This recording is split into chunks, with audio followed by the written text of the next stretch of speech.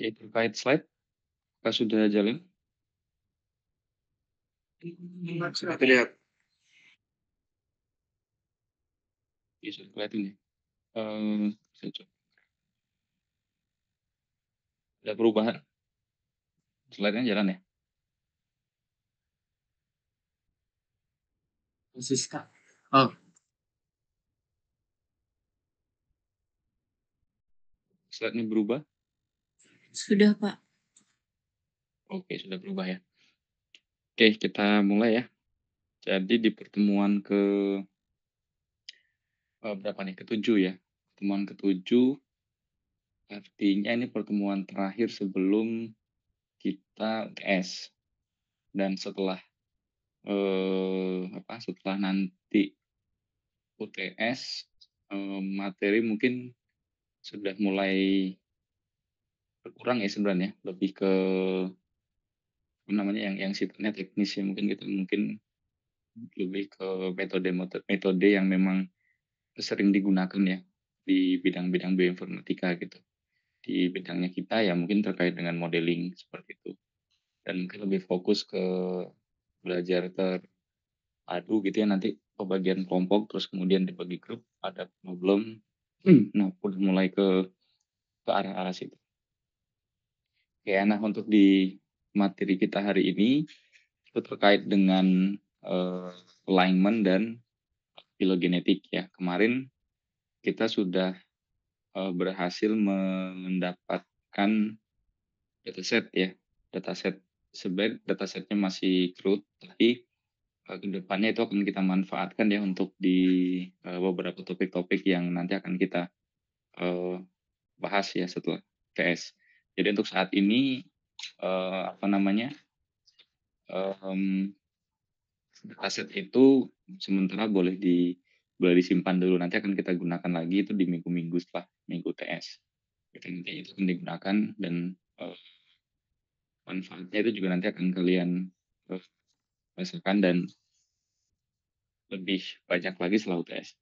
Gitu ya. Nah, untuk di materi ini juga salah satu pendukung ya dan salah satu hal wajib di bioinformatika ya.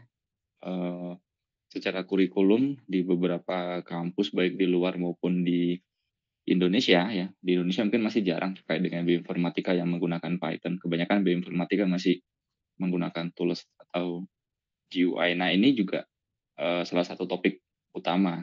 Jadi yang pertama mungkin terkait dengan pengenalan sequence ya, terkait dengan pengenalan data di bidang bioinformatika itu di bidang biologi lah, dampaknya itu seperti apa, secara digital itu dia juga seperti apa, kemarin udah kita pelajari, terus kemudian terkait dengan teori biologinya juga sudah, ya walaupun basic ya, memang cukup di basic saja, itu juga sudah, terus kemudian pengenalan database kemarin juga sudah, handling dengan database kemarin juga sudah ya, dan ada ada dua jenis ya kemarin yang menggunakan GUI dan kemudian menggunakan Python kemarin juga sudah sampai kita sudah berhasil melakukan retrieve data ya kemarin dalam bentuk data frame itu juga sudah clear. Nah, dari unsur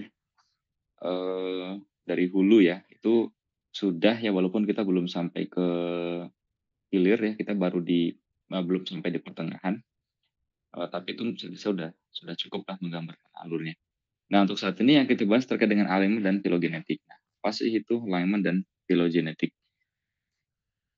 Nah, sebelum kita bahas itu lebih detail ya, ada 5 subtopik ya yang nanti akan dijelaskan di pertemuan ini. Yang pertama terkait dengan apa itu homologi, terus kemudian yang berikutnya terkait dengan sequence comparison ya, terus kemudian ketiga terkait dengan alignment. Ada 2 jenis alignment, ada global dan lokal. 4 terkait dengan Pairwise alignment, 5 terkait dengan filogenetik. Nah, apa itu nanti akan kita bahas satu persatu. Nah, yang pertama terkait dengan homologi ya. Nah, homologi itu sebenarnya ada istilahnya lebih umum yaitu homolog. Apa itu homolog? Homolog itu istilah ya yang digunakan secara umum dalam bidang biologi itu untuk merujuk pada struktur ya, struktur, gen, atau molekul ya yang memiliki asal evolusi yang sama. Tapi, mungkin telah mengalami perubahan fungsi atau struktur seiring waktu.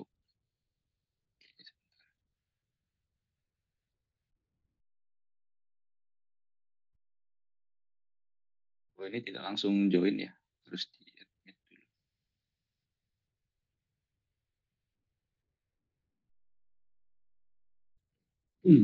Ya. Nah, homolog itu tadi ya, homolog itu, merujuk, eee, untuk istilah struktur, gen, atau molekul ya, yang memiliki satu asal evolusi ya, satu satu sumber ya, satu nenek moyang yang sama, tapi sudah ada perubahan fungsi ya, dan strukturnya juga ya seiring waktu. Nah, ini lekat dengan teori evolusi. Nah, secara garis besar ada 4 jenis ya, homolog ya. Ada ortolog, paralog, homeolog, dan, eee, ada 5 ya. Ada ortolog, paralog, homeolog, gemetolog, dan senolog. Nanti akan kita bahas satu persatu. Nah, untuk homolog ini ya, contoh yang paling umum ya pada struktur dan organisme, itu contohnya seperti manusia, dan beberapa, hewan lain yang memiliki yang mirip seperti lengan. Kalau di manusia namanya lengan, namun di beberapa, eee, ya binatang atau beberapa organisme lain ya seperti kelelawar, itu mirip seperti lengan, tapi dia punya fungsi beda, gitu ya. Nah, tapi secara struktur itu sama, gitu ya. Secara struktur dia, memiliki mungkin dulu awalnya ya, itu memiliki sel yang sama. Itu contohnya ya seperti lengan pada manusia, sayap di kelelawar, sirip di paus. Nah, itu salah satu, apa namanya, bentuk dari homolog. Kalau kita baca sendiri di sini ya, terkait dengan yang, namanya homolog itu, nah di sini itu dibilangnya, berkembang dari struktur nenek moyang yang sama meskipun fungsinya berbeda. Nah, ini jangan jangan diartikan bahwa, "Oh, nenek moyangnya sama nih." Tapi kita jangan langsung merujuk ke objek. Berarti manusia, kelelawar, sama paus itu dulu asalnya dari nenek moyang yang sama, bukan dikumpulkan jadi satu terus kemudian dibayangkan nih wujudnya satu nih kita dari situ, enggak ya. Tapi kita bilangnya di sini apa, merujuk pada gen ya, struktur dan molekul. Jadi kuncinya di situ ya, bukan organismenya, tapi struktur gen yang molekul yang berasal dari nenek moyang yang sama. Itu pernah saya singgung di awal ya terkait dengan, bahwa manusia itu juga punya loh terkait dengan, gen ya yang menyandi klorofil ya, baik itu di beberapa organisme lain itu punya, tapi memang tidak diekspresikan. Nah, itu yang disebut gen nenek moyang. Mungkin dulu awalnya kita, satu gen ya, ya bisa bisa jadi kan ya, mungkin awalnya, ketika penciptaan entah itu manusia, entah itu yang lain-lainnya itu diawali dengan satu gen, terus kemudian, itu dipecah-pecah bahwa, "Oh ini manusia, ini aja yang diekspresikan," gitu. "Oh untuk yang binatang ini aja yang diekspresikan," gitu ya. Nah itu kan, kita udah jelaskan juga kemarin bahwa dari 1.000.000.000 urutan dan nggak semua ya bisa bisa diekspresikan ya, hanya sekitar 10% kalau tidak salah. Nah maksudnya itu seperti itu ya, nenek moyang itu seperti itu.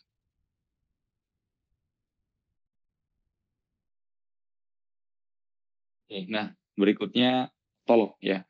Nah ortolog itu apa?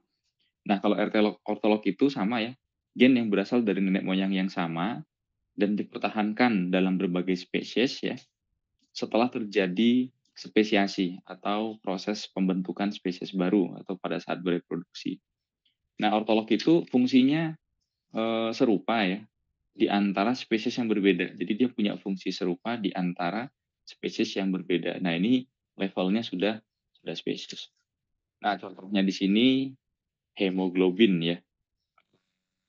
Semua yang namanya makhluk hidup ya, makhluk hidup yang, apa namanya, eee, bukan terdiri dari satu sel, apa itu namanya, saya lupa istilahnya. Nah, itu pasti, membutuhkan sel darah merah untuk melakukan proses tumbuhan, apapun proses, kehidupannya. Nah, salah satu yang paling penting di situ adalah hemoglobin. Artinya itu ya, selagi dia masuk ke organisme uniseluler, pasti mereka, multiseluler ya, mereka membutuhkan hemoglobin untuk bisa, menangkap oksigen ya, agar mereka bisa bisa hidup dan berkembang untuk, eee, menjalani kehidupannya. Nah, di sini ada 2 contoh spesies yang diambil, yaitu manusia dan tikus ya. Nah, baik itu manusia dan tikus itu sama-sama memiliki hemoglobin karena, keduanya memiliki sel darah merah. Ya setiap yang warnanya merah itu pasti ada hemoglobinnya gitu ya. Nah itu kalau kita lihat ya, keduanya itu memiliki gen hemoglobin ya yang, sama gitu ya, yang sama tapi di dimunculkan di 2 spesies yang berbeda. Ya jadi tapi dia punya fungsi yang serupa ya, sama-sama mengangkut, oksigen yang digunakan untuk, mereka itu hidup.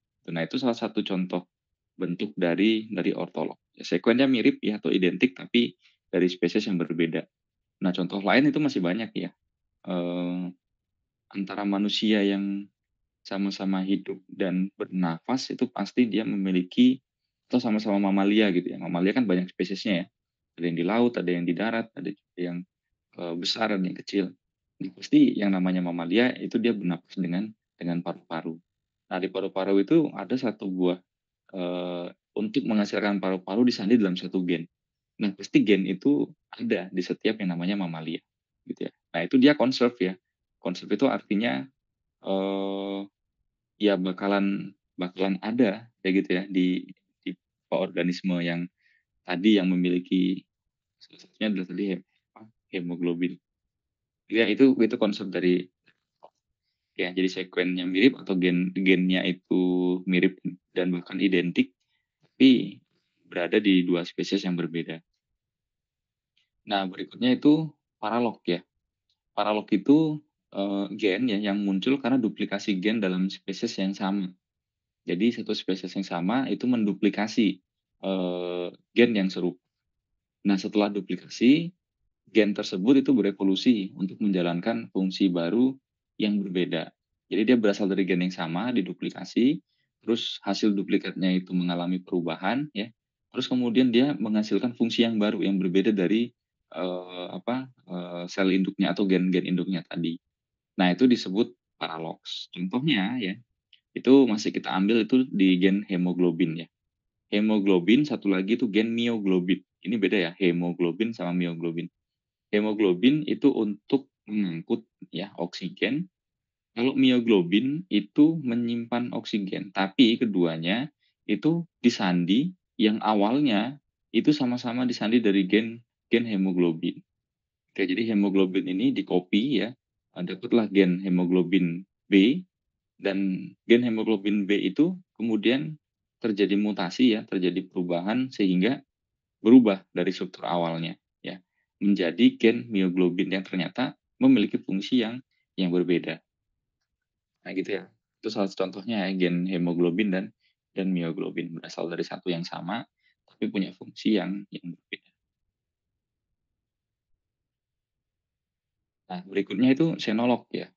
Senolog ini istilah di biologi juga ya, yang digunakan untuk, gen yang sifatnya itu homolog ya, seperti yang sudah kita jelaskan tadi ya, homolog itu, berasal dari nenek moyang yang sama, itu ditransfer ke antar spesies ya, melalui transfer gen horizontal. Nah, ini jarang terjadi di manusia ya, tapi terjadi di, organisme yang dia itu uniseluler saja gitu, ya seperti bakteri ya, atau, protozoa dan yang sebagainya. Ya kebanyakan itu mikroorganisme. Nah, contoh yang paling nyata adalah mungkin kalian pernah dengar ya, ada istilah ini, resisten ya, resistensi. Jadi ada bakteri yang resisten terhadap jenis antibiotik tertentu. Nah, terkait dengan antibiotik itu pasti berkaitan erat dengan yang namanya itu mikroorganisme. Ya, salah satunya adalah bakteri. Dan biasanya juga kalau kita, eee sakit ya, sakitnya itu karena infeksi, biasanya akan dikasih obat ya, obatnya itu pasti antibiotik. Dan biasanya dokter selalu bilang nih, "Ini tolong dihabiskan ya," gitu, walaupun mungkin sudah sembuh ketika minum, eee, yang kedua kalinya atau baru minum 2 butir ya dari 10 butir, tapi tetap itu harus dihabiskan. Nah, itu merujuk ke resistensi. Nah, balik lagi ya, kita sedikit ulik atau bahas ya, kenapa kok si bakteri itu bisa mengalami resistensi. Ini hanya sekedar informasi saja bahwa, mmm, jenis antibiotik itu ada 2 ya. Yang pertama dia merusak dinding sel, satu lagi dia merusak, DNA-nya, merusak inti sel. Nah, kalau obat-obat yang tergolong yang pertama tadi ya, yang merusak, inti sel, itu cenderung biasanya memiliki dosis yang, sangat sangat sedikit ya, artinya itu sangat toksik gitu ya. Dan biasanya itu tidak diperjualbelikan secara bebas dan biasanya juga itu harganya mahal. Ya seperti biasanya nih antibiotik yang digunakan untuk, eee, apa namanya, bakteri yang langsung menyerang inti sel, itu sering digunakan juga untuk kemoterapi. Nah, makanya itu tidak bisa diperjualbelikan secara bebas ya, dan itu memiliki dampak di tubuh juga yang sangat berbahaya karena dia tidak hanya menyerang sel, yang sakit ya atau bakteri, dia juga bisa menyerang sel-sel yang sehat. Makanya itu tidak apa namanya, tidak diperuntukkan untuk umum. Nah, yang biasa dijual ya untuk, di levelnya mungkin apotik itu biasanya obat-obat yang tergolong ya yang kedua tadi ya, yang merusak dinding sel. Nah, ada ciri khas ya, eee, untuk jenis obat yang merusak dinding sel, ya. Pasti ya, ada yang namanya itu beta-laktam. Ya, jadi beta-laktam itu memang yang digunakan oleh, eee, orang yang mendesain obat, ya, yang digunakan untuk melisis atau menghancurkan dinding selnya.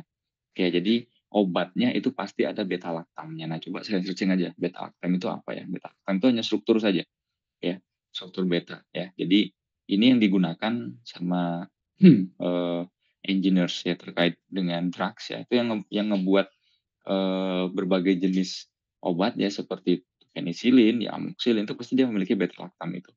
Itu ciri khas untuk sebuah, obat antibiotik yang masuk ke kategori kedua ya, yang menghancurkan dinding sel. Nah, uniknya ya, bakteri itu memiliki kemampuan atau mesin yang bisa mem melakukan ya seperti kita itu machine learning ya, pembelajaran terkait dengan jenis-jenis obat, gitu ya. Di spesies yang sama ya, misalkan ada orang yang terinfeksi dengan, eee, bakteri tetanus ya, itu kan bahaya sekali, kan ada antibiotik khusus gitu ya. Nah, kita tuh checkpoint sebenarnya, checkpoint dengan si bakteri. Bakteri punya mesin untuk ngebuat agar si beta-laktam tadi itu tidak bisa menghancurkan dia ya. Ada satu jenis, mesin khusus lah di bakteri itu yang bisa memproduksi antinya. Nah, sedangkan obat itu ya, itu dimaksimalkan dengan dosis tertentu agar cepat ngebunuh si bakteri tadi. Itu checkpoint ya. Kalau kita keduluan ngebunuh si bakteri itu ya, artinya mesin yang tadi ngeproduksi anti dari si obat tadi itu tidak tidak selesai dan itu kita tidak mengalami resistensi. Tapi kalau yang kedua, kita menggunakan obat dengan dosis yang awalnya itu teratur ya, namun ternyata ada satu bakteri yang berhasil memecahkan kode untuk si beta-laktam tadi, kemudian kode itu disimpan ya, dan itu ya bisa menghancurkan si beta-laktam pada si obat tadi. Nah, artinya obat itu udah tidak efektif lagi untuk diberikan ke, satu jenis bakteri tadi, gitu ya. Kemampuan tadi ya, kemampuan si bakteri yang bisa membuat anti dari beta-laktam itu diturunkan secara turun-temurun, kayak pada lokal itu saja. Jadi ketika dia berhasil menghasilkan beta-laktam itu dalam bentuk gen, nah gen itu bisa dilepas dari satu bakteri ke bakteri yang lainnya, sehingga bakteri yang lainnya itu tinggal menggunakan saja. Nah, kalau di manusia itu mirip seperti vaksin, ya. Manusia kena virus, terus kemudian manusia ngebuat vaksin, hasil vaksin itu diperjualbelikan bebas untuk menangani si virus tadi. Nah, di bakteri pun juga sama. Kayak dari ribuan bakteri dikasih antibiotik ya, mereka checkpoint dari 1.000 itu siapa yang berhasil duluan menghasilkan antinya, ya, anti dari si antibiotik tadi. Terus kemudian ketika berhasil, itu secepatnya akan dibagi-bagi ya ke sel-sel yang masih hidup, dan kemudian sel-sel yang masih hidup itu akan mengkode itu dan kemudian menghasilkan bakteri yang tahan terhadap si jenis antibiotik tadi. Nah, ketika itu sudah terjadi, nah itu yang dikatakan resisten. Jadi itu berbahaya. Nah, itu salah satu bentuk xenolog ya. Jadi si bakteri menghasilkan anti, terus kemudian disimpan dalam bentuk gen ya di dalam bakteri tadi. Dan gen itu uniknya kalau di bakteri itu bisa dikeluarkan dari tubuhnya, dan kemudian itu bisa diambil sama si bakteri yang di sebelahnya, dan kemudian akan menghasilkan satu buah eh, bakteri baru yang punya kemampuan yang sama. Nah, makanya setiap orang itu punya tingkat resistensi berbeda-beda tergantung dengan paparan antibiotik yang berbeda. Kalau orang yang udah sering dikasih antibiotik nih biasanya kalau nggak dikasih antibiotik pasti nggak sembuh karena sudah resisten. Gitu ya. Nah, itu salah satu bentuk contoh dari sinolog. Ya. Nah, ini contohnya.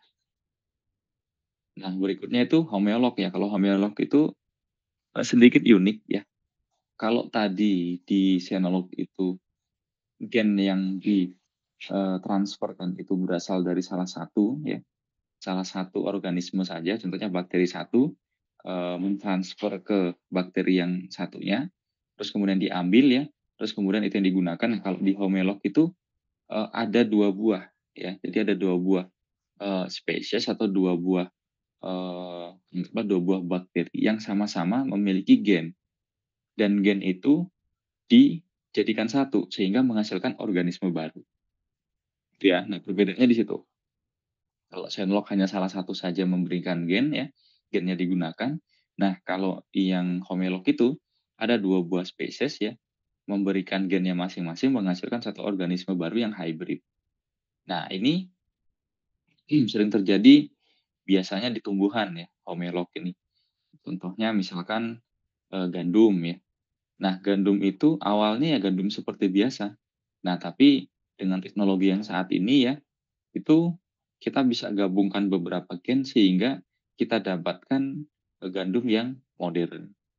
Nah, gandum yang modern itu contohnya dan tujuannya untuk apa gitu, biasanya itu terkait dengan mungkin jumlahnya yang lebih banyak atau strukturnya yang lebih besar gitu ya, sehingga dengan ongkos yang sama bisa menghasilkan gandum yang lebih banyak. Nah, itu contohnya. Kalau di Indonesia itu yang terkenal biasanya padi gogo ya.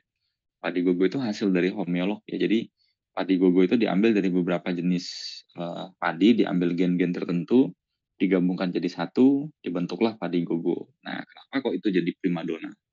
Padi gogo itu kalau yang mungkin orang tua petani bisa tahu ya terkait dengan padi gogo. Padi gogo itu padi yang terkenal dia tidak perlu air banyak gitu ya, bahkan tidak perlu air sama sekali untuk dia bisa hidup. Dan ketika dia nggak dapat air, dia tetap bisa menghasilkan padi. Dan juga itu resisten terhadap hama, gitu ya. Nah, itu contoh ya, contoh homeolog dan masih banyak jenis yang lain. Nah, ini adalah analog ya.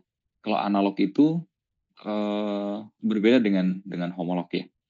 Jadi struktur atau gen analog itu memiliki fungsi yang serupa ya. Kebalikannya ya, jadi dia punya fungsi yang serupa ya, tapi asal evolusinya itu tidak sama. Ya, jadi asal evolusinya dia dia tidak sama.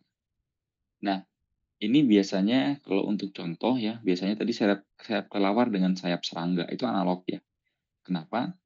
Keduanya kalau kita lihat ya, memiliki, eee eee, yang namanya sayap ya, tapi kalau kita strukturnya berbeda, tapi punya fungsi yang sama kan ya, fungsinya adalah untuk terbang. Tapi kita tahu bahwa keduanya itu berasal dari nenek moyang yang berbeda gitu ya. Ya kelelawar ya kelelawar ya, kalau si siapa namanya, serangga ya serangga, tapi dia punya sama-sama sayap. Nah, itu analog ya. Dia punya struktur, eee, atau fungsi yang serupa, tapi berasal dari bukan berasal dari satu nenek moyang yang sama. Itu analog ini beberapa contoh hubungan ya antara tadi ya, yang analog, paralog, terus kemudian, ortolog ya.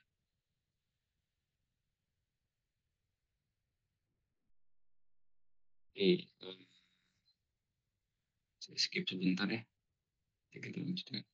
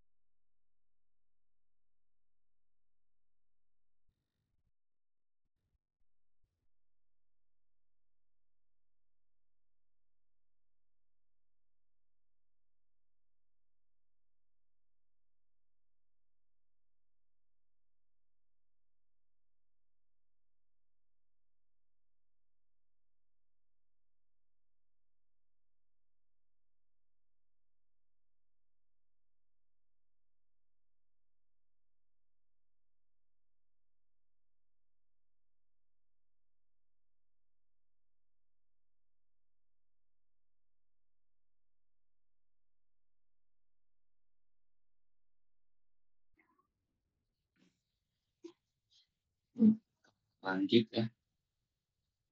Nah, berikutnya kita masuk ke sequence similarity dan identity ya. Jadi ini topik kedua tadi terkait dengan homologi. Ini itu terkait dengan kemiripan ya sebenarnya. Topiknya itu mirip kemiripan, mencari asal usul dari satu spesies ya dengan spesies yang lain.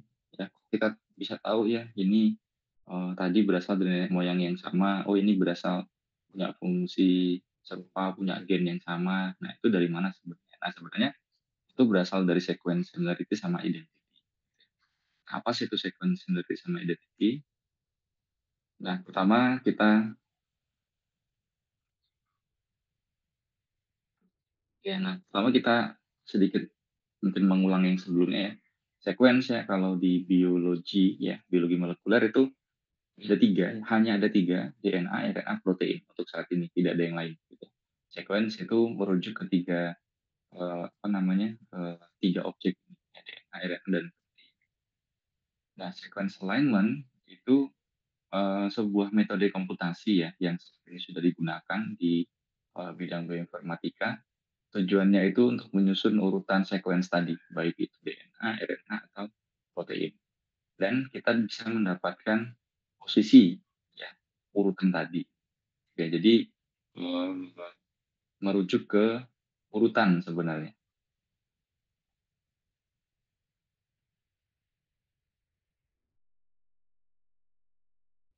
Jadi dia merujuk ke urutan. Ya, jadi tujuannya untuk dapat diidentifikasi. Karena setiap organisme tadi pasti memiliki sebuah eh, genom ya. Terus dia juga memiliki gen-gen tertentu, dan itu semuanya kalau dia dibilang satu nenek moyang yang sama berarti urutan itu ada ya, baik itu di organisme yang lain gitu ya. Nah, itu dapat tahu ketika kita sudah mengurutkan itu ya, sesudah kita susun si DNA tadi atau si RNA atau si protein. Ya, sehingga kita tahu bahwa oh urutan ini ada, oh urutannya itu sama gitu ya, berulang tuh. Berarti ini ada tuh di organisme itu. Nah itu eh, bisa kita ketahui hanya dengan cara satu-satunya itu kita lakukan alignment ya, sequence alignment. Nah ini ada ilustrasi ya, ada satu buah urutan DNA ya, terus kemudian antara A dan antara yang atas dan yang bawah ini ya, itu kalau kita lihat ya, itu dia sama. Ya, setelah kita sejajarkan tiga ini ternyata ada yang berbeda ya antara A, B, dan C ini. A dan C kebetulan sama, tapi A dengan B, B dengan A itu berbeda. Jadi di antara C sama G ya, mayoritas itu T, tapi ada satu yang, nah itu mengindikasikan ada sesuatu yang berbeda. Ya, satu ini dia berbeda. Nah, kita tahunya ketika kita mengidentifikasi dengan menggunakan sequence. Jadi alignment itu sederhana, hanya kita sejajarkan saja, terus kemudian kita susun urutannya, dan kemudian kita analisis saja mana urutan yang sama dan mana yang tidak sama, apakah ada yang berubah, apakah ada yang tertukar, itu yang nanti akan kita analisis, gitu ya. Nah, ada dua istilah ya, ada sequence similarity dan sequence identity. Kalau di sequence DNA, gitu ya, keduanya itu memiliki arti yang sama gitu ya. Jadi ketika kita punya dua sequence DNA ya, eee, yang benar-benar sama gitu ya, kemudian kita sejajarkan ya, maka antara similarity dan identity itu artinya sama ya. Kemiripannya dan identitinya itu juga juga pasti sama gitu ya. Karena kita bicaranya terkait dengan DNA ya, A, T, G, C. Nah, tapi itu berbeda ketika kita berurusan dengan protein, ya. Identity sama similarity itu dua hal yang berbeda kalau di sequence protein. Jadi kalau kita bilang identity ya, itu persen dari uh, kecocokan yang jelas ya. Jadi persen dari kecocokan yang jelas ya antara dua buah sequence yang kita sejajar, gitu ya. Jadi kecocokan uh, apa namanya uh, berapa persen ya antara apa asam amino 1, asam amino 2, asam amino ketiga dan seterusnya. Itu identity. Kalau similarity ya itu persen dari residu ya yang memiliki karakteristik yang mirip. Nah, jadi sudah bukan terkait dengan satu asam amino saja. Jadi sudah lebih dari satu asam, gitu ya. Kenapa seperti itu? Karena similar secara karakteristik di protein itu terdiri dari ada yang 3 asam amino dan ada yang mungkin puluhan asam amino gitu ya, dan mungkin hanya ada 2 asam amino. Ya, jadi similar karakteristik kalau di protein itu berbeda. Ya, jadi similar kalau misalkan dia, eee, bernilai negatif ya atau, sifatnya itu polar ya, secara secara, kimia dia bersifat polar misalkan. Nah, itu, tidak hanya dari satu buah asam amino, tapi terdiri dari 1, 2, 3, 4, 5, 6, 7, 8 sekian asam. Hidrofobik itu terdiri dari sekian asam amino. Nah, jadi kalau bicara terkait dengan similarity di ranahnya protein itu sangat kompleks. Berbeda dengan DNA ya. DNA mau dia A, T, G, C, ya karakteristiknya itu tetap similar gitu ya, tetap sama gitu. Tidak ada hal yang berbeda. Nah, itu terkait sequence similarity dan sequence identity. Nah, di sini saya ambil contoh misalkan saya punya sequence DNA gitu ya. Ada strain A, ada strain B, ada strain C. Nah, di sini kalau kita lihat ya, strain A punya urutan AA, GG, CTT. Ya, terus kemudian strain B itu punya apa namanya? Punya urutan AA, GG, C. Strain C itu punya urutan AA, GG, CAT. Ya, nah ini 3 buah strain yang nanti akan kita coba analisis. Kita lihat ini berbeda semua. Berbeda semua. Nah, pertanyaannya, apakah sekuen A sama dengan B? Ya, apakah A sama dengan B ya? Dan apakah B itu sama dengan C? Nah, ini agak sedikit berbeda cara kita menganalisisnya kalau kita berbicara dengan bioinformatika. Nah, kita coba bandingkan antara A dan B dulu. Ya, nah, antara A dan B itu ternyata persen identitinya ya itu 100%. Ya, antara A dan B itu persen identitinya 100%. Kenapa demikian? Nah, kita lihat ya, ada 5 nukleotide yang identik, gitu ya. Ada 5 nukleotide yang identik, yaitu 1, 2, 3, 4, 5. Ya, di A itu dia juga ada ya, 1, 2, 3, 4, 5. Ada 2 yang nggak ada di B.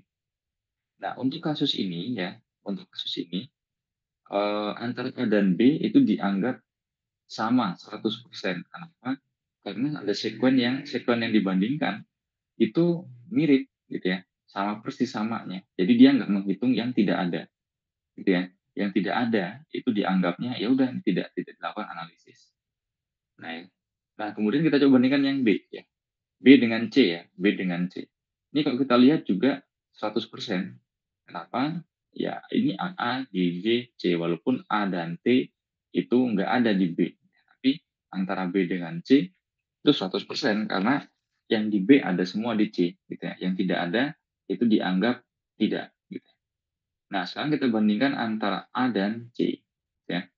Nah A dan C kalau kita lihat eh, AA, GG, C itu sama ya. Tapi ada satu yang berbeda tuh, yang dua terakhir ya. A dia T ya, C dia punyanya A. Gitu ya. Nah, itu dua hal yang berbeda. Nah, kalau seperti itu berarti kita lihat ada 6 yang identik dari 7. Gitu ya. Ada 6 yang identik dari 7. Sehingga persentasenya tidak 100% ya. Tapi dia 85%. Ya.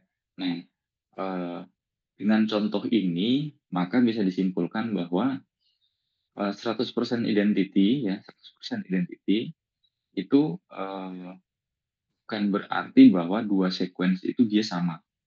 Ya, jadi 100% identity itu bukan berarti dua dua sekuen yang kita bandingkan itu dia sama.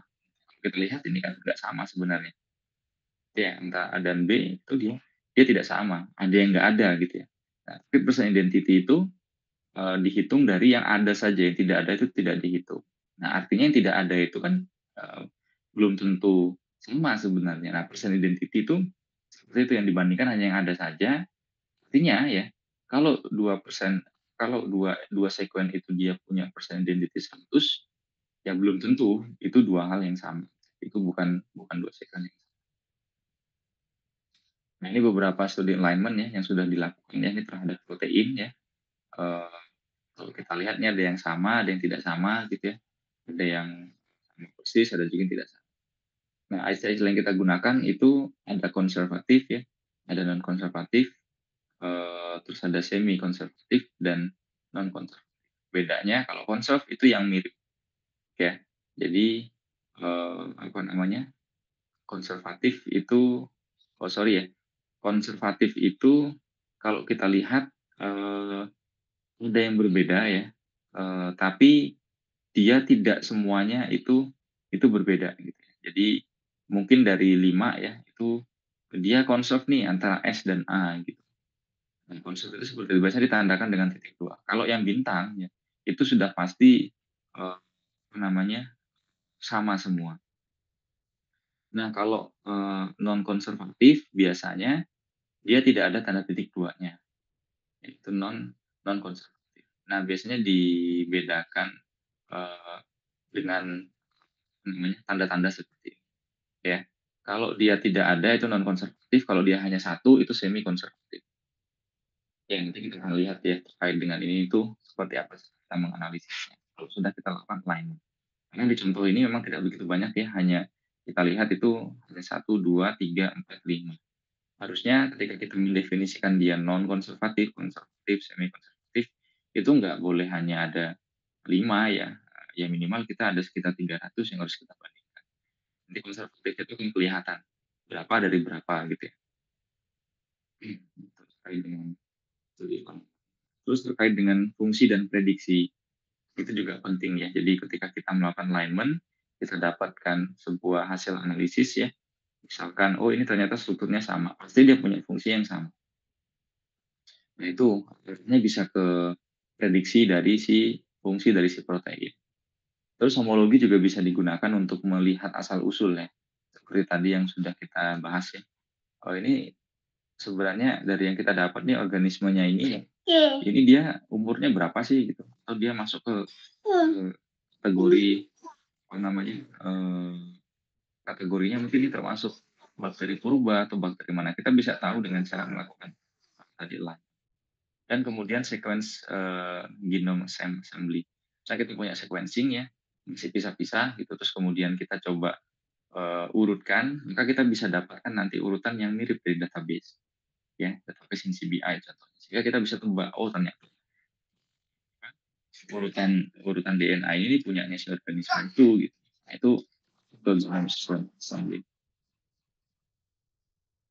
Nah berikutnya, setelah kita tadi tahu terkait identity dan similarity, nah berikutnya kita bahas terkait dengan sequence comparison.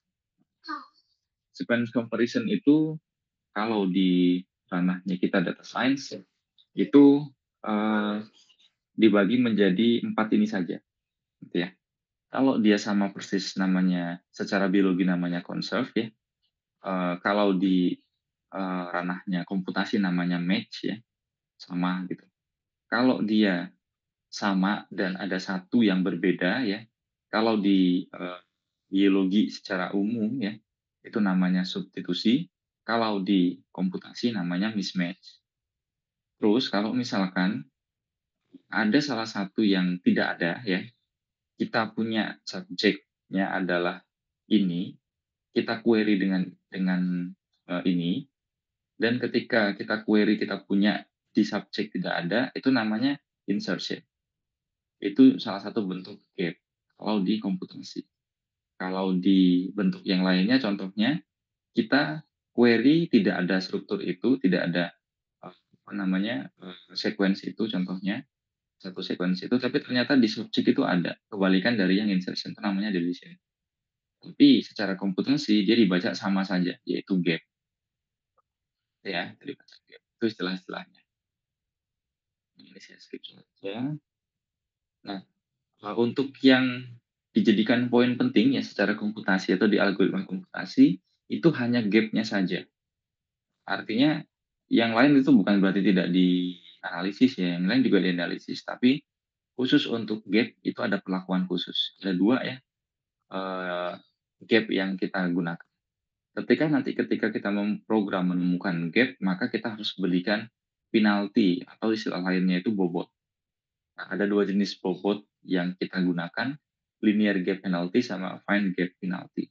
Ya, linear gap itu, gap satu ya dengan, gap yang satunya akan diberikan, numbers of penalty yang konstan, kode 2 2 2 2 2 terus seperti itu. Itu linear gap penalty.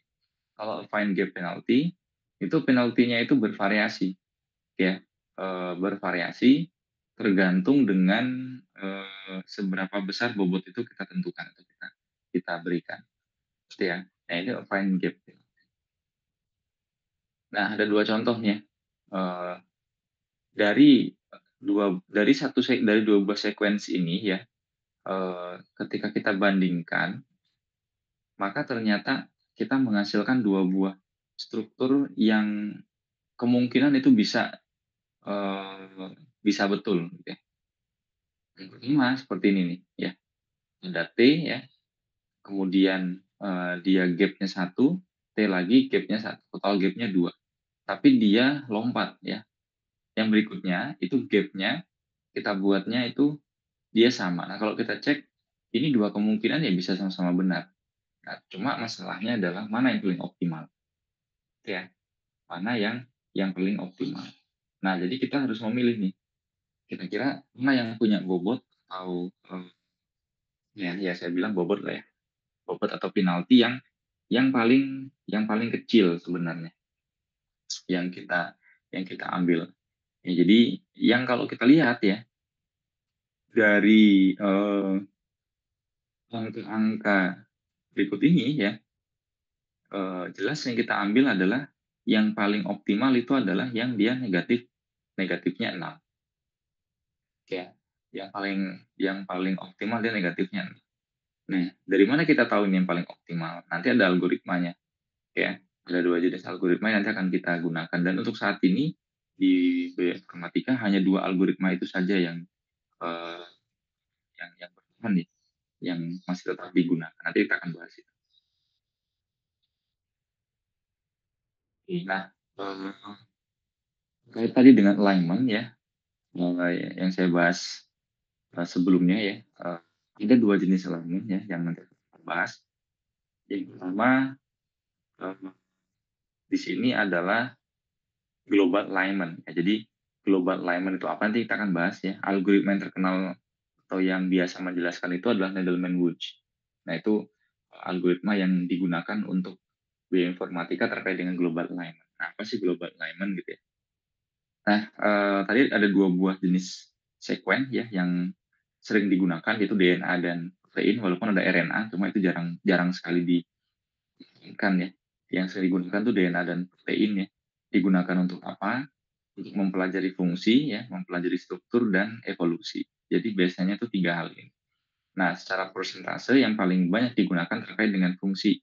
Ya, evolusi itu yang sangat jarang sekali digunakan. Ya. Tapi tetap ada gitu persentase yang paling kecil. Nah, jenis lainnya ada 2, ada global, ada lokal. Apa sih bedanya? Kalau global ya, proses alignment itu mencakup keseluruhan dari sequence. Kalau kita punya statusnya itu akan dilakukan penjelasan. Kalau lokal, dia hanya mengambil region-region tertentu yang memiliki similarity yang tinggi. Ingat ya, similarity yang tinggi, berarti urutan yang sama saja. Ya, kalau di alignment itu keseluruhan, perbandingannya bisa sangat lebih lebih lebar gitu ya. Terus kemudian ya, eee, dia akan melakukan alignment semua, apa namanya, semua letter ya, semua semua huruf-huruf ini ya, semua amino atau DNA ini ya, dari query dan target. Jadi satu persatu akan dibandingkan. Nah, kalau di lokal ya, jadi dia hanya alignment substring dari target saja. Jadi hanya beberapa target saja, gitu ya. Mungkin hanya beberapa urutan saja, tidak semuanya. Tujuannya pun beda ya, kalau untuk global alignment biasanya kita untuk melihat kedekatan, antara si sekuen A dengan si sekuen B. Ya, kedekatan itu dalam artian tadi nenek moyangnya itu ya. Kalau di local alignment, itu terkait dengan sekuen yang, eee, terkait dengan mutasi sekuensnya. Oke. seberapa jauh dia bermutasi, seberapa dalam dia bermutasi. Nah, itu terkait dengan lokal. Algoritma yang digunakan itu pun berbeda. Kalau untuk global itu Netherwunsch ya, kalau untuk local alignment itu Smith-Waterman. Nah, di sini untuk kasus global alignment ya, dan nanti local alignment ya, dengan menggunakan Delman-Woods ya, itu sebenarnya mengaplikasikan dynamic programming. Mungkin kalian masih ingat ya dengan namanya dynamic programming itu apa. Nah, dynamic programming itu secara spesifik ketika kita memiliki sebuah masalah ya, maka masalah itu biasanya kita pecah menjadi masalah yang lebih kecil ya. Kita pecah menjadi masalah yang lebih kecil, terus kemudian setiap masalah yang kecil tadi itu dibagi terus sampai ketemu masalah yang paling kecilnya. Nah, kemudian setiap masalah yang paling kecil tadi diberikan sebuah peraturan khusus ya, dan akhirnya kita mendapatkan satu buah kesimpulan yang paling optimal. Itu dynamic programming ya.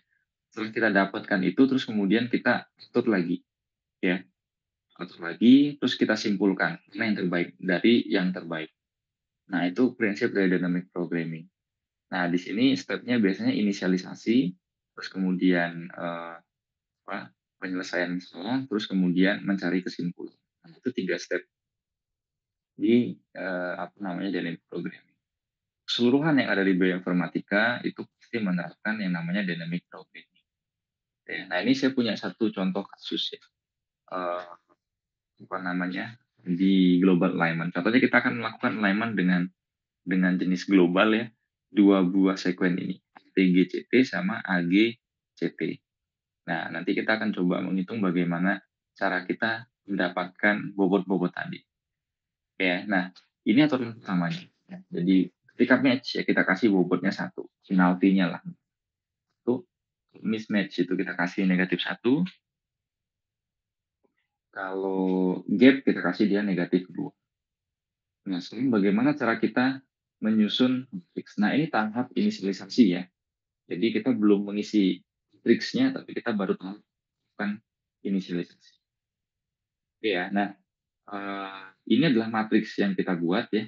Ketika kita ngebuat matriks ya untuk proses alignment, itu selalu kita berikan satu kolom tambahan dan satu baris tambahan ya sebelum sekuen itu dituliskan. Contohnya di sini nih kita kasih 1, di sini kita kasih 1. Ya, nah itu namanya aturan pertamanya inisialisasi. Nah, berikutnya ya, setiap kita memiliki satu buah kotak yang kosong tadi ya, itu kita kasih angka 0. Oke, jadi untuk tahap awal ya, sebelum kita melakukan pengisian untuk matriks sekuensinya, namanya matriks sekuensi ya, ini juga matriks sekuen. Ini bukan matriks sekuen, ini matriks inisialisasi. Ya, karena tidak ada sekuen di atasnya. Itu kita isi dengan berikutnya ke kanan sini itu diberikan angka gap ya, penjumlahan angka gap. Nah, ya untuk matriks A ini ya, matriks sekuen A ini kita kasih gapnya berapa? Gapnya -2. Berarti di sini dia -2. T berapa? Nah, T itu bukan -2, tapi -2 tambah negatif. G berarti -2 tambah -2 tambah negatif. Nah, sehingga kita dapatkan bobot awal ya untuk setiap sequence itu seperti ini. Nah, begitu juga untuk yang di bagian kolomnya. Itu juga. Nah, sekarang baru kita mengisi kotak yang atau matriks yang kosong tadi. Nah, ini dynamic programming. Ini mirip seperti grid search. Ya, kalian belajar grid search di deep learning. Ini mirip sekali dengan grid search. Bahkan polanya itu sama. Ya, jadi dia akan mencari grid itu yang nanti paling optimal. Nah, polanya pun sama ya. Jadi kita akan mengisi satu matriks ini. Tapi untuk mengisi matriks ini ada 3 titik yang kita bandingkan. Titik vertikal ya, horizontal dan diagonalnya. Nah, sekarang ketika kita ingin mengisi titik ini, maka kita coba kotakkan matriks yang ada satu atas, satu kiri, dan satu diagonal untuk dia. Jadi kita akan potong matriks ini. Kita akan mengukur, menghitung bobot yang tepat, yang optimal untuk 4 matriks ini. Ya. Nah, jadi ini saya potong di sini. Nah, untuk mengisinya ya, ada 3 acuan ya, kiri ya, atas, dan diagonal. Nah, yang pertama kalian boleh mengisi dari yang manapun ya. Saya biasanya ngambil itu dari yang paling kiri ke kanan dulu, atas ke bawah, baru diagonal. Nah, saya isi yang kiri dulu ya. Jadi nilai untuk yang nilai dari kiri. Gimana caranya? Step pertamanya, bobot yang sudah ada di sini ya, bobot yang sudah ada di sini, itu kita pindahkan ke bagian kanan, sama seperti tadi, 0, negatif 2. Ya, ini kita geser ke kanan. Ya, sehingga kita punya negatif 2. Nah, sekarang negatif 2 itu punya bobot. Ya, jadi ketika dia geser ya, negatif 2, karena ini matriks baru, maka kita kenakan penalti. Ya, penaltinya adalah gap, negatif 2. Ya, sehingga negatif 2 ditambah dengan negatif 2. Hasilnya negatif 4. Oke, negatif input ini itu punyanya si left. Ya. Nah, berikutnya kita ambil yang dari atas. Negatif 2, kita geser ke bawah ya. Berarti negatif 2, kita kasih nilai gap. Ya, gapnya berapa? Negatif 2. Berarti negatif 2 tambah negatif 2, dia negatif 4. Ya. Nah, sekarang diagonal nih, 0. Sama aturannya, kita geser 0-nya. Kita geser 0. Terus kemudian kita bandingkan, karena dia diagonal kan kita bisa ngelihat arah diagonalnya. Ya. Nah, pertemuannya apa nih? A dengan A nih untuk matriks ini. Nah, A dengan A ini match, mismatch, atau gap. Ternyata A dengan A ini dia match nih. Ya, match. Berapa di situ angkanya? 1. Berarti 0 tambah dengan 1. Oke, hasilnya 1. Nah, 3 angka tadi yang kita dapatkan dari 3 titik ini, kita bandingkan. Ya, kita bandingkan mana yang maksimum. Nah, dari negatif 4, dan 1, yang maksimum adalah 1. Sehingga 1 yang kita tuliskan di situ. Ya. Nah, 1 kotak, ya, 1 matriks sudah berhasil kita isi. Nah, untuk mengisi matriks yang berikutnya, itu bagaimana? Sama, ya. Kita isi yang kiri dulu. Berarti negatif 1, kita tarik ke bagian sini. Ya. Terus kemudian kita kasih penalti, yaitu penalti gap. Yang berarti negatif 1 ditambah negatif 2. Hasilnya negatif 1. Ya, sehingga left-nya itu jadinya negatif 1. Ya. Nya berapa? Nah, berarti negatif 4 tarik ke bawah, yang negatif 4 kita kasih penalti. Ya. Jadinya dia negatif 6. Nah, sekarang horizontalnya berapa? Negatif 2. Negatif 2 ditarik ya. A dengan T, apakah dia match? Nah, dia nggak mismatch. Dia mismatch. Tapi kita kurang dengan, kita tambah dengan negatif 1. Ya, hasilnya jadinya negatif 3. Nah, antara negatif 3, negatif 6, negatif 1, mana yang paling maksimum? Itu negatif 1. Nah, semua itu kita isi dengan pola seperti itu. Sehingga nanti akan terisi semua ya. Nah, ini adalah akhirnya. Nah, inilah tadi yang dikenal dengan step, yaitu matrix filling. Ya, jadi mengisi matriks. Terus kemudian, setelah kita dapat matriks sudah terisi, bagaimana caranya kita mencari yang optimum, ya, mana yang paling optimum ya antara angka-angka ini. Nah, ini panduannya, gitu ya. Jadi ketika kita sudah mendapatkan matriks yang terisi, yang pertama kita cari adalah dari kanan bawah, ya, dari kanan bawah. Terus kemudian kita bandingkan, kalau dia match ya, maka dia bergerak bergeraknya adalah diagonal, gitu ya. Kalau dia tidak match ya, dia mencari angka yang paling optimal, gitu ya. Kirinya bisa ke kiri ya, dia diagonal, tapi dia mencari angka yang paling optimal, gitu ya. Nah, flashback-nya seperti itu, gitu ya. Atau backtracking-nya dia seperti itu. Nah, sekarang coba kita analisis ya. Caranya adalah ngambil dari kanan bawah. Berarti kita mulai dari sini. 2 nih. 2, kita lihat apakah dia match ya. Ternyata dia match. Kalau match berarti yang diambil diagonal. Dia akan ngambil ke sini. Ya. Dia bergerak. Terus C dengan C, apakah dia match? Kita kita lihat dia match, berarti bergerak juga diagonal. G dengan G, apakah dia match? Match, artinya dia bergerak diagonal. Nah, sekarang dengan T, apakah dia match? Jawabannya dia tidak match. Artinya, arahnya mencari yang paling optimal. Lihat sisi kanannya, ada negatif 4, negatif 2, negatif 1. Ini yang paling optimal, yaitu 1. Artinya, arahnya dia ke kiri. Nah, seperti itu. Terus kemudian A dengan kita cek nih.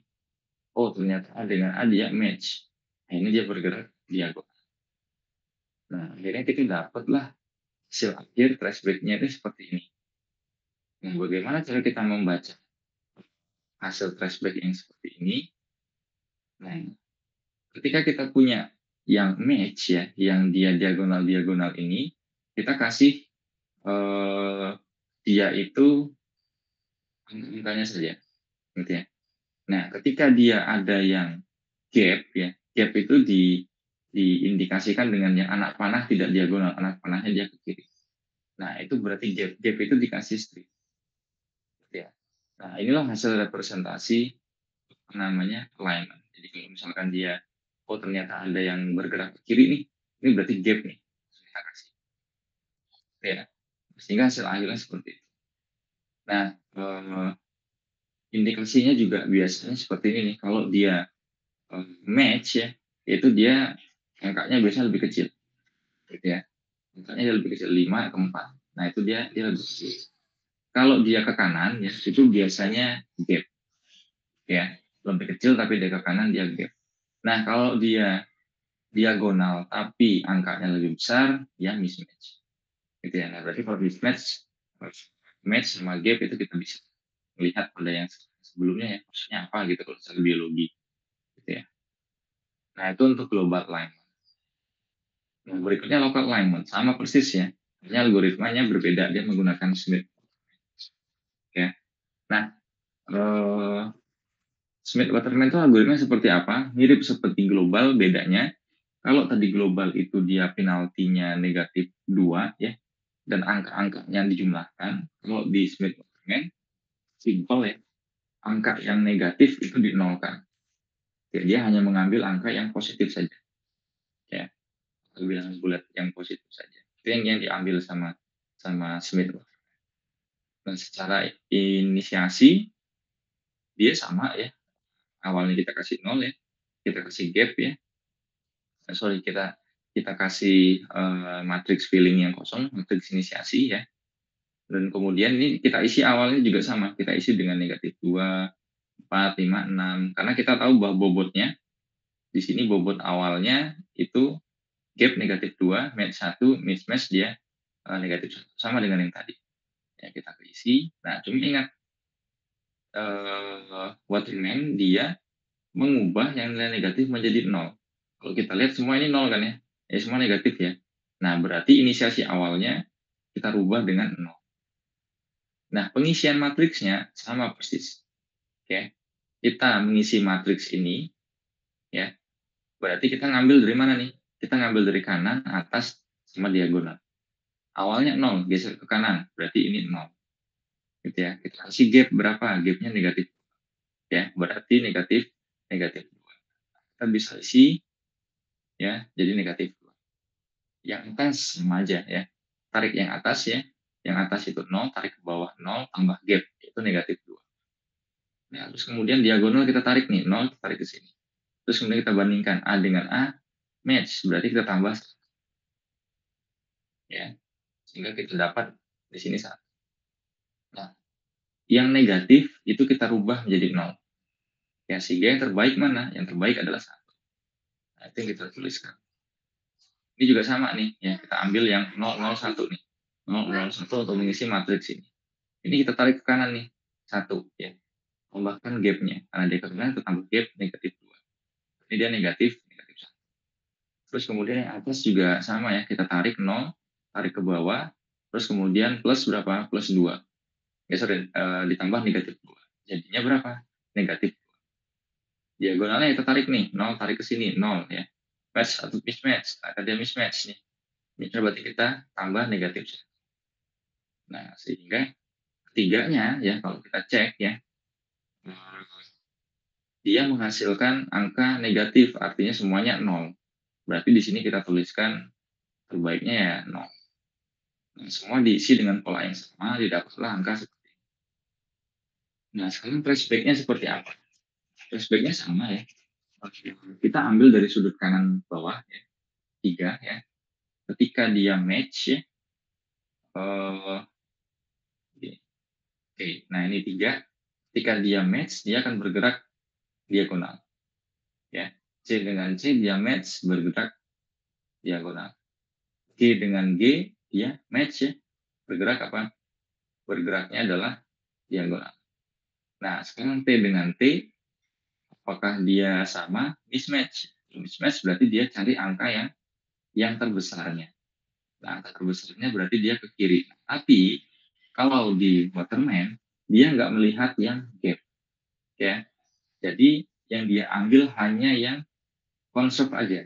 Ya, jadi yang ada saja dilambangkan dengan garis. Ya, kalau tadi global dia itu ada garis stripnya ya, tapi kalau di lokal dia garis ke atas. Ya, nah itu terkait dengan ya, flashback. Ya, jadi di lokal alignment itu, nah ini ada contoh ya, sel kalian bukan tugas yang harus dikumpul ya. Ini hanya sebuah PR saja, silakan kalian Pak diskusikan ya, atau kalian pelajari. Ya mungkin bisa jadi keluar di soal atau mungkin tidak keluar ya, intinya ini silahkan. Oh sorry, ini tugas sih, berarti dikumpulkan ya, tugas nanti dikumpulkan di apa namanya di GCR ya, topiknya terkait dengan ya ada berapa nih, 1, 2, 3, 4, ada 4 jenis alignment, nanti silahkan kalian coba buat dengan menggunakan keduanya ya, menggunakan yang global sama yang lokal. Oke, nah berikutnya tambahan saja ini pairwise alignment. Kalau tadi kita melakukan alignment itu hanya 2 saja ya, 2 sekuen. Kalau pairwise alignment itu sesuai sama kebutuhan yang saat ini ada. Jadi alignment lebih dari 1 sequence ya, lebih dari 2 sequence ya, berarti bisa 3. Nah skemanya kalau di pairwise alignment itu polanya, kalau kita punya 1, 2, 3, 4 sekuen ya, pairwise alignment itu maka kita alignment yang 1 dan kedua dulu. Ya, dicari yang terbaik ya, menjadilah dia mungkin sekuen baru yaitu sekuen dengan informasi yang sudah. Terus kemudian kita ambil yang ketiga ya, terus kemudian kita bandingkan, itu menghasilkan sekuen B, ambil yang keempat, terus menghasilkan sekuen yang seterusnya. Nah, itu namanya sequence pairwise line. Gitu ya, jadi lebih dari satu. Atau konsepnya punya 2 ya, kita menggunakan global dan menggunakan yang. Nah, ini terkait dengan sejarah ya, line algoritma itu seperti apa. Yang paling pertama itu Nagelman ya, terus kemudian Waterman 1970 dan 1981 ya. Terus kemudian dari situ lahirnya FASTA ya. Karena ketika melakukan alignment tanpa menggunakan format FASTA itu tidak akan berjalan maksimal, maka mereka membuat sebuah format itu. Nah, kemudian 90 ditemukanlah BLAS ya. Blossom Local Alignment ya. Sekuen. Jadi dia menggunakan ini untuk melakukan proses sekuen yang lebih alignment yang lebih powerful gitu ya, lebih cepat. 95 lahirlah lagi namanya U11, lebih cepat lagi, gitu ya. Ini dua-duanya masih terkait dengan DNA. Terus kemudian muncullah 96 itu terkait dengan BLAST.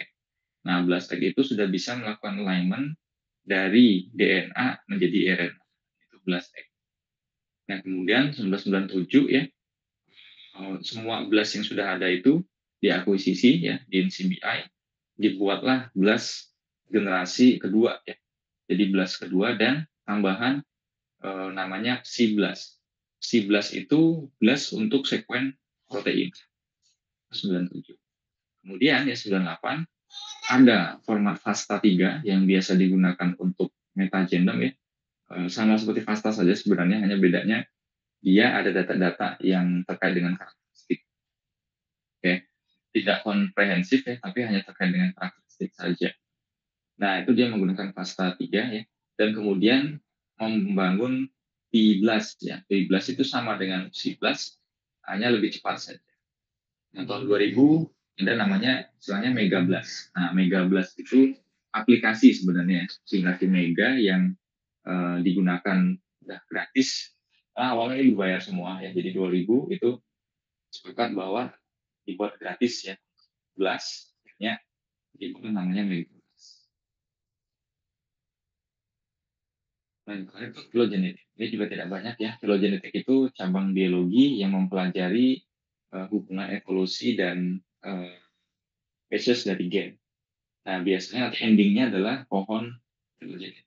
Tujuannya biasanya untuk melihat hubungan evolusi, mengetahui nenek moyang, seperti yang tadi itu homologi dan sebagainya. Terus kemudian menelusuri perbedaan dan persamaan antar spesies berdasarkan evolusi. Nah, ini biasanya bagian akhir dari proses alignment tadi. Di ujungnya, salah satunya ya, kita menggunakan dua ya, menggunakan pairwise alignment yang sudah kita pelajari, yaitu global dan lokal. Ya, terus kemudian representasi akhir ya, itu biasanya dalam bentuk pohon filogenetik ya, atau pohon-pohon dari struktur nenek moyang, kira-kira seperti itu.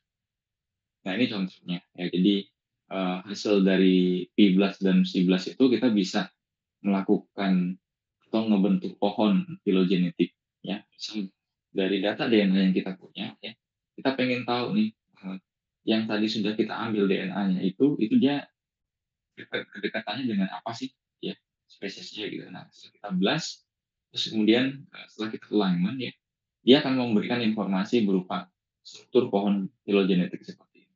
Ya, seperti pohon ya, seperti struktur data tree. Ya, dia memberikan informasi.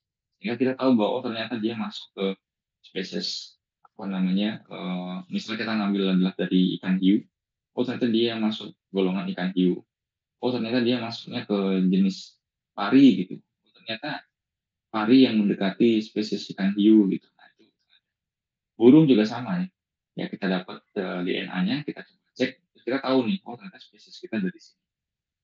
Ya, itu untuk mengidentifikasi sebuah spesies. Ya, untuk memastikan bahwa spesies yang kita sedang teliti itu apakah sebuah spesies baru atau sebenarnya sudah ada gitu tujuan. Ya. Nah ini juga sama di beberapa binatang, bahkan kita bisa membandingkan bukan dari, tapi kita masuknya ke ranahnya mamalia gitu ya, udah masuk ke filum ya, filum mamalia. Yes. Itu manfaat dari alignment tadi. Kita bisa mendapatkan pohon filogenetik. Nah, tadi kita punya sebatas teori, tapi nanti di praktiknya akan kita pelajari di minggu setelah UTS. Ya, yang bertanya nggak sampai di sini.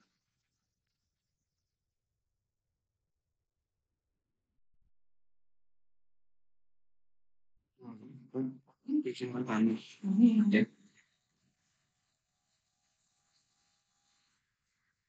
Kalau untuk yang apa namanya, kan dari yang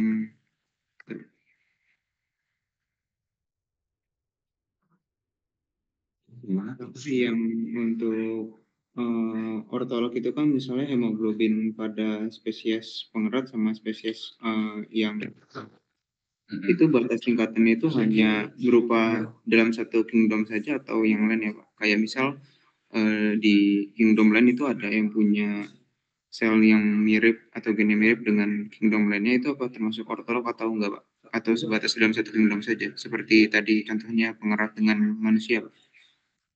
Sebenarnya tidak terbatas hanya di satu kingdom saja gitu.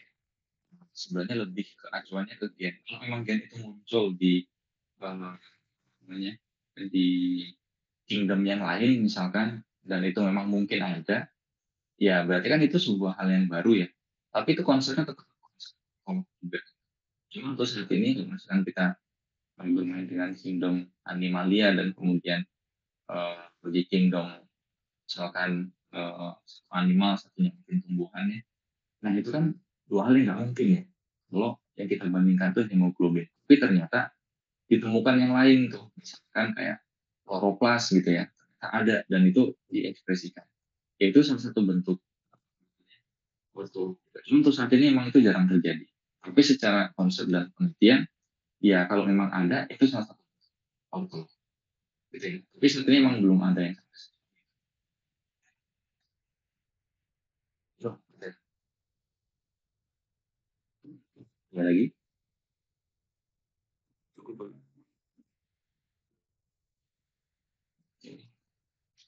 Mekanisme. Oke, baik Pak. Izin bertanya terkait kelompok utama yang ada di Paralox, Pak. Sebenarnya untuk Hmm. hal yang membedakan dari ketiga kelompok utama si Sin Paralog, terus Alloparalog dan Ohnolox itu apa aja sih, Pak? Tadi yang apa? Alex ya. Iya, Pak. Alex itu dia ada 3 ya, ada sim paralog, terus kemudian ada alu apa namanya, alu paralog dan kemudian analog. Nah sebenarnya kita nggak dari itu sampai sampai jauh ya terkait dengan yang sim. Tapi kalau secara pengertian ya, kalau sim paralog itu eh, gennya itu diduplikasi ya. Eh, tapi ya di bagian ada satu titik ya, itu dibilang last speciation ya. Last speciation itu spesies terakhir yang menduplikasi itu ya. Dan spesies terakhir itu dia bisa memberikan gen yang lain ya, eh, tapi tidak sampai merubah ke fungsi yang benar-benar dia berubah. Beda seperti tadi ya, hemoglobin dengan mioglobin gitu ya. Jadi ada proses duplikasi, terus kemudian dia berubah jadi sesuatu yang baru. Nah kalau ini spesies yang masih spesies yang sama, terus kemudian dia melakukan duplikasi, nah berubah tapi tidak sampai berubah fungsi. Jadi dia hanya ngerubah apa namanya urutan DNA-nya saja, tapi secara fungsi dia nggak kalau untuk yang apa namanya apa simply ya jadi tidak kalau analog ya itu dia malah kebalikannya. Jadi gen itu diduplikasi ya, hasil duplikasinya itu ada perubahan ya, tapi perubahannya itu sebenarnya tidak begitu signifikan ya, tapi dia bisa merubah fungsi dan bahkan struktur, gitu ya. Dia merubah fungsi dan struktur.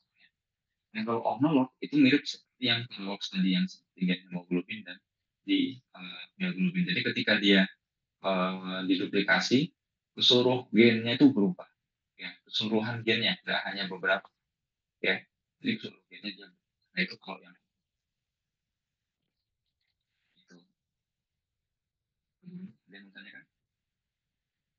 Oke, baik Pak. Sudah cukup jelas. Terima kasih, Pak. Oke, yang lain?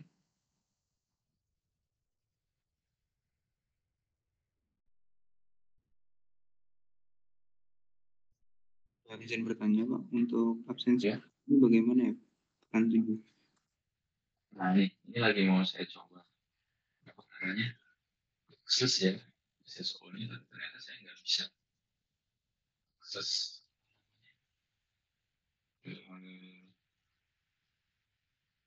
servernya nih di sini gitu ya. Tapi kan nanti ini ada rekamannya ya biasanya. Rekaman di namanya di bagian akhir setelah selesai. Tapi akan dari kan saya juga mau kabel untuk Excel ya yang ada berbeda dengan yang ada di Steam ya. Steam biasanya ada yang akhir import sekian itu siapa saja. Itu lebih enak kalau di Zoom itu tidak ada, tapi ada rekamannya. Nanti saya akan cek di bagian. Nanti belum bisa login ke Singkat nih, harus menggunakan ini. Oh, ya, biasanya juga sih gangguan.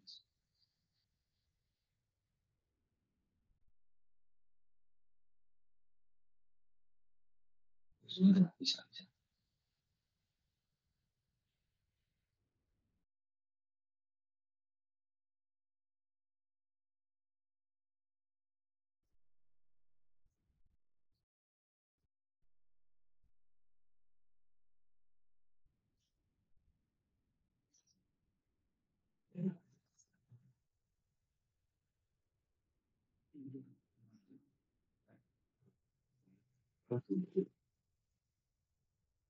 Iya, ini ada satu persatu ya.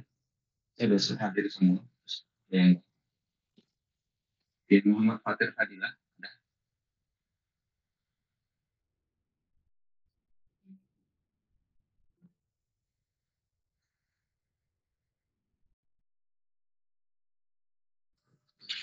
Izin masuk, Pak. Ya. Saya yang kemarin konfirmasi ke Dita dari Bioinformatika RB, Pak. Yang hari Kamis itu saya nggak masuk karena lagi nggak enak badan, jadi saya kelas penggantinya di RA. Kalau kayak gitu masuknya itu ke absen atau udah termasuk bolos ya, Pak?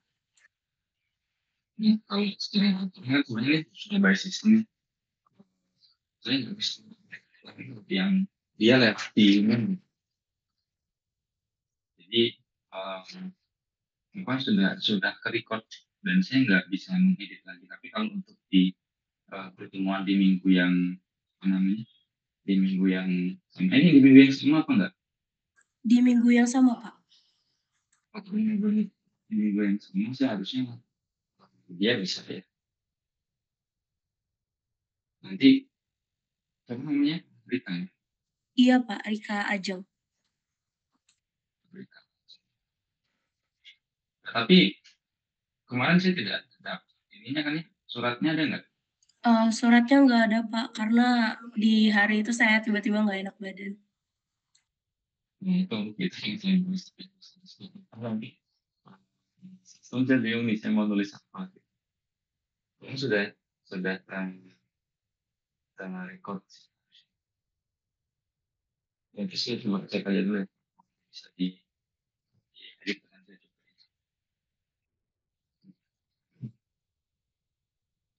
Oke, coba saya Masih.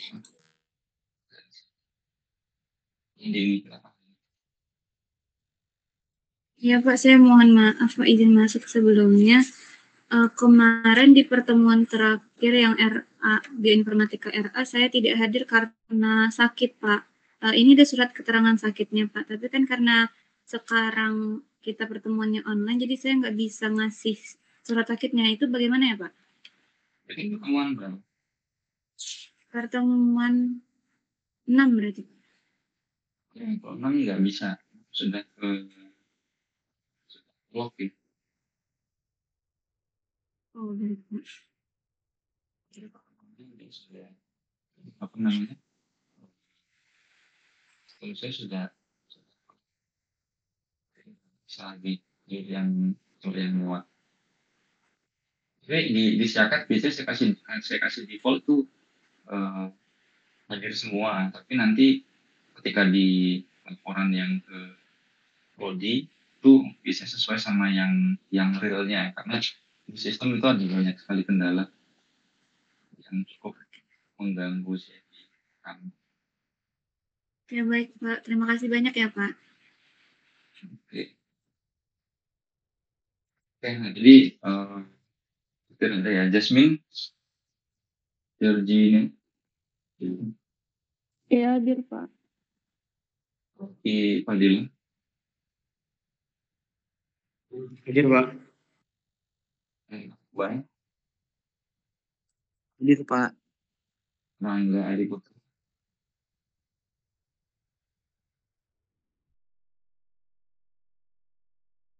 Rozi Alvin,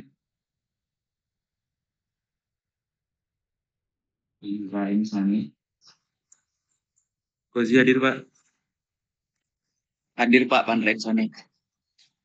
Berliana Suni, Berliana Suni, Husni Nafa,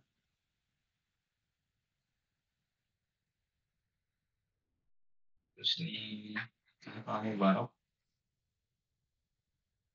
Rizka Sehotang, Hadir, Pak. Sasara Kemalia, Hadir, Pak. Impaki, Hadir, Pak. Muhammad Bagas Kurnia,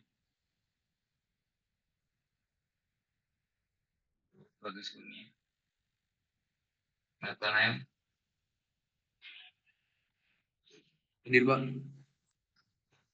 Reza, Hadir, Pak. Muhammad Randy Sat, Hadir, Pak. Putri Olivia, Hadir, Pak. Farah Faza, Yosia,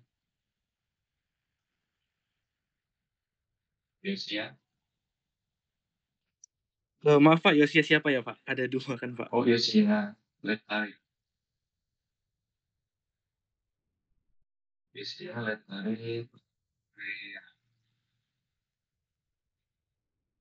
Ivan Prianto,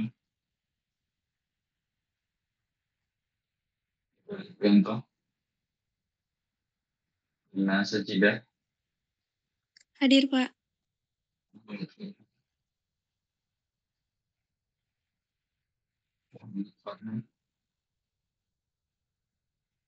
Dono Christine,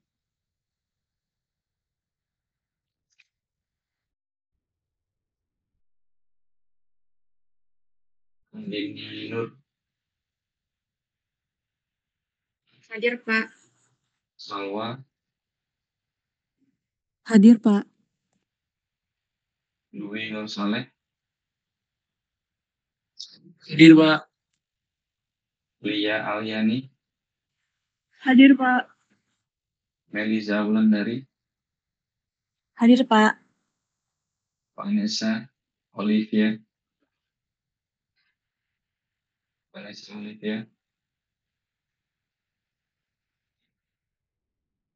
Silvina, Hadir, Pak.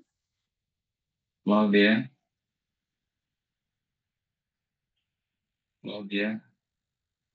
Angeliani, Nabila Asari,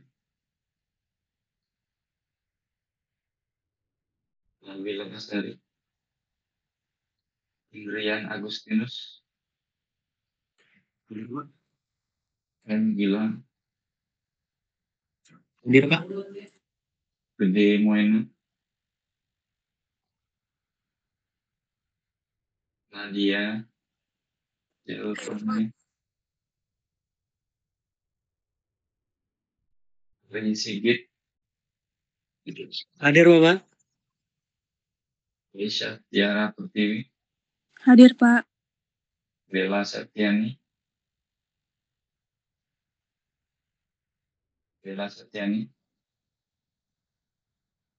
Aulia Wardani, Hadir, Pak. Muhammad Fahrul Aditya, Hadir Pak. Naswa Nabila, Hadir, Pak. Anissa Novantika, Hadir, Pak. Nadila, Hadir, Pak. Fahrul Huda, Hadir Pak. Evan Arya Putra,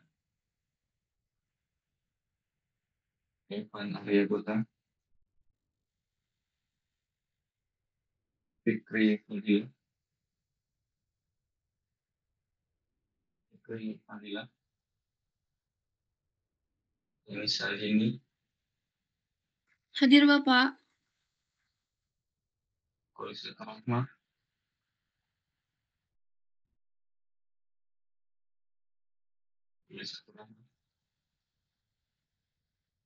Yosia Gilbert,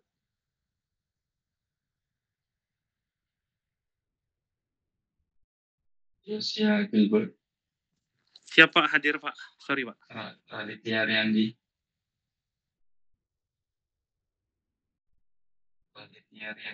Hadir Pak. Dara Cantika Dewi, Hadir, Pak. Mahdia Nisrina. Hadir, Pak. Oke, untuk host saya rasa sudah cukup ya, nanti tinggal kalian pelajari materi. Kalau kita sudah saya share ya. Semoga di pertemuan yang terakhir. Untuk soal, nanti tipenya adalah pilihan ganda. Seperti LPS ya, menggunakan laptop. Peraturannya itu tetap tidak boleh membuka tab apapun.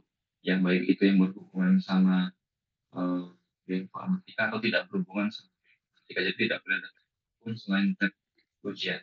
Nanti yang mengawas bukan saya, yang mengawas adalah tim dari PNS dan sudah di briefing terkait dengan metode.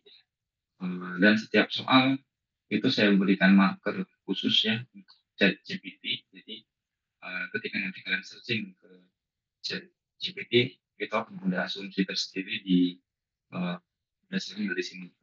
Jadi usahakan sejujur mungkin. Ini dari situ aja ya dengan ini. Teknisnya nanti itu bisa dikenal ketika kalian ujian. Oke, itu dari saya. Selamat sore. Assalamualaikum warahmatullahi wabarakatuh. Waalaikumsalam. Sama, Pak. Oke.